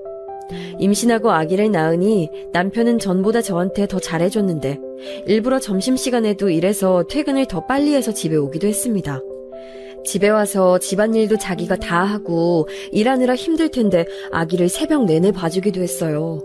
아기가 크면서 걷기도 하고 말을 할 때는 저는 아기를 데리고 공장 앞까지 마중 나가서 남편과 같이 셋이 집에 오기도 했습니다. 도련님은 고등학교를 졸업하고 남편이 일하던 공장에 가서 같이 일했는데 남편처럼 능숙하지 않아 처음에 3교대로 일을 시작했어요. 처음에 너무 힘들어해서 제가 한약도 사서 먹였는데 본인이 도저히 못하겠다고 금방 뒀습니다. 그리고 동네에 있던 고깃집에서 일을 시작했는데 저와 남편은 그래도 일하는 게 어디냐 생각하고 다행이라고 생각했어요. 그 당시에 그리고 제가 아이가 어려서 도련님에게 신경 쓰질 못했습니다. 그러다 아이가 정확히 4살이었을 때 도련님이 폭탄 발언을 우리에게 안겨줬어요. 갑자기 난데없이 어떤 여자를 데리고 우리 집으로 데려오길래 남편과 저는 당황했는데 도련님은 그 여자와 결혼하겠다고 했습니다. 사실 그 발언을 하기 전에 저는 어느 정도 예상을 하고 있었는데 그 이유가 그 여자의 품에 갓난아기가 있었거든요. 말을 듣기 전에도 설마 했는데 진짜로 그 아이는 도련님의 아이였고 본인도 몰랐는데 갑자기 그 여자애가 도련님 아기라고 아이를 안고 나타났다고 합니다. 유전자 검사까지 갈 것도 없이 그 아기는 너무나도 도련님과 똑같이 생겼기 때문에 도련님 아기가 아니라고 부정할 수도 없었어요. 너무 어이가 없어서 저는 아무 말도 못하고 쳐다만 봤는데 도련님과 그 여자는 둘만의 세상에 빠져 있더라고요. 이걸 좋아해야 하는지 모르겠지만 둘은 결혼식도 올리지 않고 살게 되었는데 이 계기로 도련님은 우리 집을 나가게 됐습니다. 제가 친정에 연락해서 이 소식을 알리니까 친정엄마는 할 말을 잃으셨어요. 어쩌다 저 지경이 된 건지 그냥 우리 남편이 안타깝다고 하셨죠. 언니도 제 얘기를 듣더니 동생 키우느라 고생한 우리 남편이나 안아주라고 하더라고요. 주변 사람들은 다 알 정도로 애지중지 키웠는데 저렇게 되니까 황당하기도 했지만 그래도 이왕 사는 거 좀 살았으면 싶었는데 도련님 부부, 아니 결혼했으니까 이제 서방님이죠? 서방님과 동서는 거의 매일 우리 집으로 왔어요. 이유는 자기들은 아기를 키워본 적이 없어서 신생아를 어떻게 돌봐야 할지 모르겠다는 거예요. 황당한 이유였지만 저는 우리 아이를 키우느라 방법도 어느 정도 알고 있었고 아기용품들도 버리지 않고 간직한 것들이 있어서 결국 동서와 저는 같이 우리 집에서 아이를 돌봤습니다. 동서는 이렇게 표현해도 될지 모르겠지만 서방님이 학생 때 몰려다니던 불량 학생 중 한 명이라 저는 동서를 그렇게 마음에 들어하진 않았어요. 말 표현도 너무 거침없이 했고 아이를 돌보는 것에 있어서도 투박한 손길은 그렇다 쳐도 욕설을 종종 해서 제가 말릴 정도였습니다. 동서와 시조카를 같이 우리 집에서 돌보는 것을 그렇게 반기지는 않았지만 그럴 수 있었던 것은 남편과 돌아가신 수키 이모 때문이었어요. 수키 이모가 저에게 많은 애정을 줬고 남편도 저한테 헌신적으로 대했기 때문에 그냥 꾹 참고 같이 키웠는데 진짜 하나부터 10까지 다 부딪혔습니다. 특히 청결에 관해 동서와 저는 생각이 달랐는데 저는 어른들이 먹는 것은 당연하고 아이들이 입에 대는 것들은 무조건 청결해야 한다고 생각해요. 그런데 동서는 아무렇지 않게 밖에 나갔다 와도 손을 씻지 않고 아이들을 만지고 바닥에 떨어진 것을 먹이곤 했습니다. 그러다 우리가 완전히 틀어진 계기가 있는데 그건 우리 아들이 시조카 분유를 탐내서 제가 이건 동생 거라고 말하고 아이한테 다른 음식을 주려고 부엌에 간 사이 왜 동생 먹을 것을 탐내냐고 우리 아들을 뒤로 미는 모습을 목격하게 된 거예요. 진짜 확 밀어서 아이가 뒤로 넘어가서 쿵 소리까지 날 정도였습니다. 아니 동서, 왜 애를 밀어? 그냥 먹고 싶다고 말 한마디 한 거를 애한테 왜 그래? 형님, 서운하네요. 그냥 장난인데 뭘 그렇게 진지하게 반응하세요? 아들은 뒤로 넘어져서 울고 있고 저는 말 한마디 잘못했다가 밀쳐진 내 아이가 너무 안타까워서 달랬더니 저에게 유난이라고 하더라고요. 그래서 내가 유난이 아니고 동서가 너무 아이 대하는 법을 모른다고 했더니 집에 가겠다고 짐을 싸서 나갔습니다. 동서가 우리 집에 있어도 어차피 도움된 적도 없고 제가 집으로 부른 것도 아니라 저는 나가면 오히려 좋아서 빨리 나가라고 했더니 그걸 또 서방님한테 일러서 남편이 퇴근하고 저한테 저사건을 묻더라고요. 이제껏 참았단 것을 다 토해내고 결론은 서방님과 남편은 둘이 대화하고 더 우리 집에 오지 않기로 서로 합의했습니다. 이 사건은 그냥 계기였고 그 전에 제가 동서한테 당하며 혼자 참았던 것이 많아서 저는 동서가 집에 오지 않으니까 날아갈 것 같은 기분이 들 정도로 기뻤어요. 그 이후로는 그냥 서로 명절 때만 얼굴을 비추고 시간이 지나면서 대면대면하게 대할 정도로 관계를 유지했습니다. 친하지 않아도 저는 괜찮아서 딱 그 정도 거리감이 좋더라고요. 사이에 저는 딸도 낳아서 아이들을 키우느라 정신이 없기도 했습니다. 저는 아들을 원했고 남편은 딸을 원했기 때문에 서로 만족하는 결과가 나와서 행복하게 살고 있었는데 그러다 아들이 초등학교에 들어가며 우리 가족에게 인생 최대의 시련이 찾아오게 됐습니다. 바로 우리 가족이 시골을 떠나 이 경기도까지 올라오게 된 이유였던 공장이 부도가 나서 망하게 됐거든요. 사장님은 그 충격에 돌아가시고 당장 남편은 실직했습니다. 너무나도 갑작스럽게 일어난 일이었고 워낙 큰 공장이라 남편은 진지하게 그 공장에서 승진도 하고 사장님도 남편에게 나중에 공장 사장 자리를 물려주겠다고 하실 정도였는데 경기가 많이 안 좋기도 했고 무엇보다 사기를 당해서 공장이 감당할 수 없는 지경까지 가게 됐어요. 남편은 그 공장을 시골에서 19살 때 고등학교도 자퇴하고 다녔던 곳이라 충격이 매우 커서 우울증에 걸리게 됐습니다. 시골에서도 친정 부모님이 공장이 망했다는 소리를 듣고 다른 것도 아니고 그 공장이 망할 줄은 몰랐다며 충격을 받으셨어요. 거의 인생의 반을 함께했던 공장이라 갑작스러운 부도와 무엇보다 아버지처럼 따르던 사장님이 생을 마감하셔서 남편은 충격이 커서 집 밖을 나가지도 못했습니다. 제일 힘들 때 자기를 받아줬던 곳이고 우리가 남들보다 여유 있게 살 수 있게 해줬던 곳이라 애정이 컸는데 남편은 다시 일을 구하려고 해도 그 일을 워낙 오래 해서 다른 곳에 가서 적응할 수 있을지 현실적으로 걱정이 매우 컸어요. 남편이 월급을 꽤 받아와서 우리는 아이들 친구들에 비해 여유로운 생활을 할 수 있었는데 그래서 갑자기 생활비가 없으니 적금을 깨고 생활하게 됐습니다. 남편은 심하게 우울증이 와서 힘들어했는데 저는 그동안 남편이 얼마나 고생했는지 누구보다 잘 아니까 차마 빨리 나가서 돈을 벌라고 할 수가 없었어요. 결국 제가 집 밖을 나가 식당에 가서 설거지 일도 하고 그랬는데 동네 사람들이 저를 두고 얼마나 말이 많던지 참 고통스러운 시기였습니다. 그때 당시 서방님은 본인이 사업을 시작했었는데 그게 꽤 잘 되고 있었어요. 그래서 제가 급한 대로 생활비가 떨어져 가니까 동서와 서방님께 돈을 부탁하려고 했는데 남편이 절대 무슨 일이 있어도 동생 부부한테 돈 달라고 하지 말자고 자기가 막노동이라도 해서 돈을 벌어오겠다고 했습니다. 무슨 마음인지 알 것 같아 제가 열심히 일하다가 명절이 다가왔어요. 이번 명절은 그냥 넘어가려 했는데 굳이 우리 집에 온다기에 저는 또 시장에 가서 없는 살림에 명절 음식도 준비하고 서방님과 동서를 기다렸습니다. 그렇게 온 서방님은 본인 형을 보고 안타까운 마음이 들었는지 밖에 나가서 줄담배를 계속 피우더라고요. 애써 모른 척하며 밝게 음식을 대접하려는데 동서가 혼자 베란다에 있길래 같이 준비하자고 부르려는 순간 저는 믿을 수 없는 말을 듣게 됐습니다. 아, 늙고 쓸모없는 게 꼭 우리 집 개랑 똑같네. 그렇게 돈 잘 번다고 요새 떨더니. 저는 그 말을 듣고 가만히 그 자리에서 얼어붙었는데 그동안 남편과 제 인생에 대해 회의감도 들고 속에서 무언가 올라오는 기분도 들고 피가 거꾸로 솟는 기분이 들었습니다. 뭐라고 말이라도 하고 싶은데 너무 하고 싶은 말이 많아 입 밖으로 나오지 않았고 또 상대하고 싶지도 않았어요. 남편이 공장에 다니며 돈을 많이 벌었을 때 저는 진짜 유세 떨며 자랑했던 적도 없고 오히려 그때 서방님과 동서가 어린 나이에 아이를 낳고 결혼식도 못하고 사니까 안타까워서 말없이 용돈도 주고 도와줬던 기억은 확실히 나거든요. 다른 사람도 아니고 저 말을 동서에게 들을 줄은 상상도 못했는데 그렇게 부엌에 들어와서 음식을 마저 준비하는데 먹고 싶지도 않고 대접하기도 싫고 갑자기 너무 속상해서 화장실에서 물을 틀어놓고 엉엉 울었습니다. 겨우 진정하고 나와서 같이 밥을 먹는데 속으로 무조건 성공해야지 생각이 가득해서 가족들 말에 집중도 하지 못한 채로 그날이 지나갔습니다. 남편이 상처받을까봐 일부러 저 말은 하지 않았고 제가 그냥 집 밖에서 온갖 일을 다 하며 생계를 유지했습니다.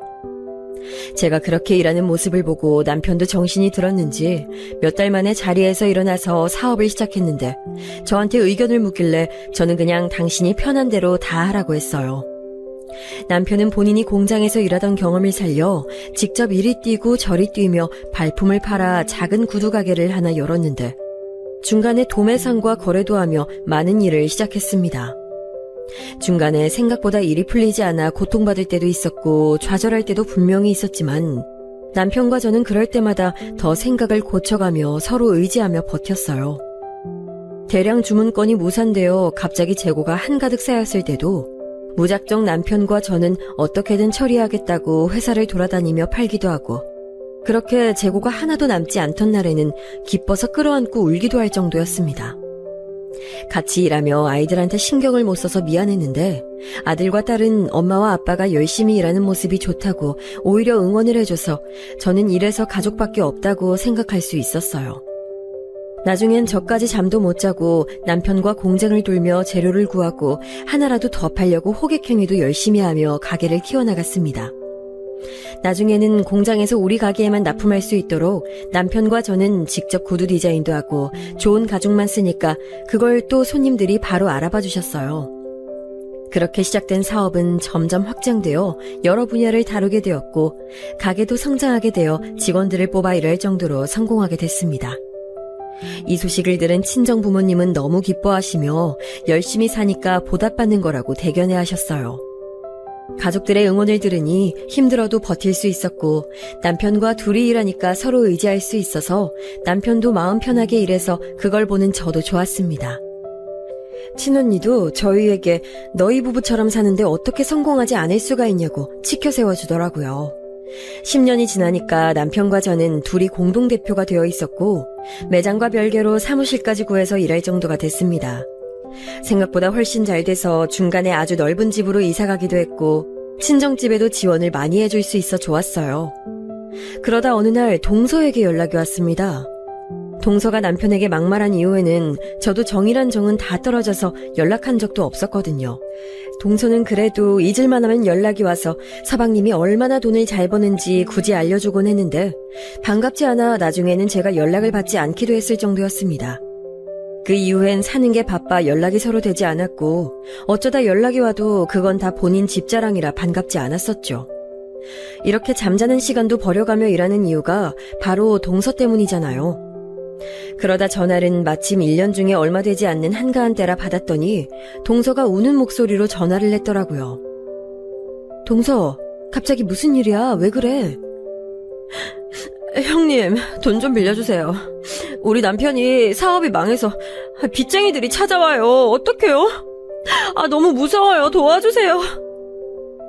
저는 그 말을 듣자 자연스럽게 10년 전 일이 생각났어요. 공장이 망해서 사장님도 돌아가시고 우울증에 걸린 남편에게 쓸모없는 개라고 했던 동서의 말을 저는 절대 잊을 수가 없었죠. 그렇게 우리 집을 무시했던 건 언제고 이제 돈을 빌려달라니 괘씸해도 이 정도로 괘씸할 수가 있을까요? 돈? 얼마나 필요한데? 1억만 빌려주세요. 제발요. 급한 불 꺼야 돼요. 그럼 동서, 너희 집 개처럼 짖어봐. 그럼 내가 생각은 해볼게. 뭐라고요? 형님 지금 무슨 말씀이세요? 어떻게 가족한테 그러세요? 가족? 우리 남편한테 10년 전에 쓸모없는 너희 집 개 같다며. 잊었어? 어떻게 가족한테 그래? 제가 저렇게 말하자 동서는 헤익 하고 놀라더니 그때는 철이 없었다, 오해다, 일부러 그런 것이 아니다 등등 변명을 어찌나 다채롭게 하던지 몰라요. 저는 됐다고 알아서 하라고 냉정하게 말하고 전화를 끊었는데 그때 기분은 진짜 아무리 설명해도 설명이 안 됩니다. 너무 기뻐서 혼자 사무실에서 얼마나 통쾌했는지 몰라요. 동서도 동서지만 사실 저는 서방님한테도 굉장히 서운했거든요. 신생아 때부터 제가 서방님을 알았고 그동안 해준 게 얼만데 본인 형 힘들 때 은근히 모른 척하던 모습을 잊을 수가 없답니다.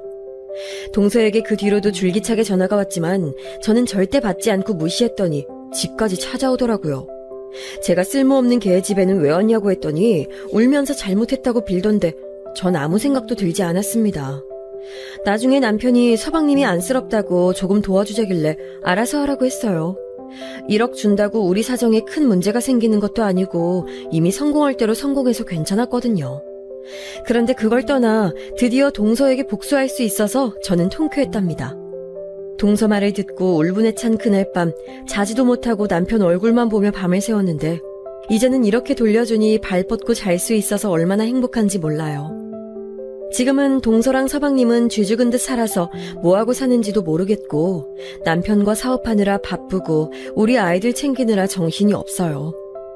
제 인생도 인생이지만 남편의 인생도 참 다사다난하죠? 결국 그래도 서로가 있어서 여기까지 올 수 있었다는 점에는 남편도 저도 동의하는 바예요. 제 사연은 여기까지입니다. 앞으로 남은 인생도 남편과 우리 아이들 그리고 친정 부모님과 행복하게 잘 살려고요. 들어주셔서 진심으로 감사합니다. 여러분도 행복한 인생 사시길 진심으로 바랄게요.